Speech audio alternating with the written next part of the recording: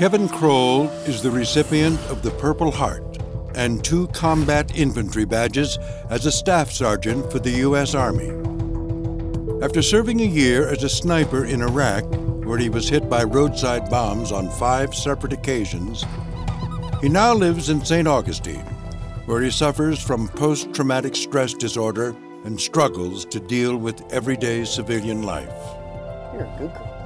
It's the hardest thing ever. The transition is unbelievable because you're going from an environment where you have to survive, you have to trust your buddies, to coming back to not so much focus on how I'm going to get through today and hopefully I'll see the sun come up tomorrow, but how am I going to provide for my wife? How am I going to make ends meet?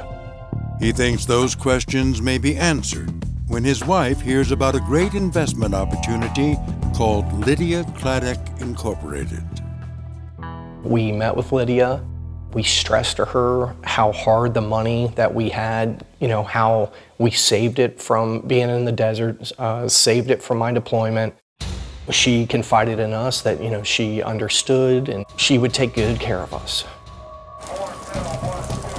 He takes $30,000 he saved, risking his life in the deserts of the Middle East, and hands it over to Lydia Cladek. With it, he hopes he can now have the security he believes he's earned.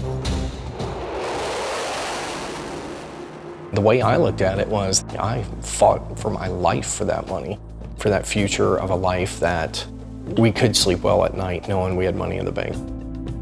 For 2 years, Crowell and his wife get their interest payments every month, right on time. But in December of 2009, their payment comes in late. The following month, it's even worse. January rolled in, no interest payment. And that's when I started questioning things, and I got nervous. And I called the company up again, and they said it'll be there as soon as it can. It never happened.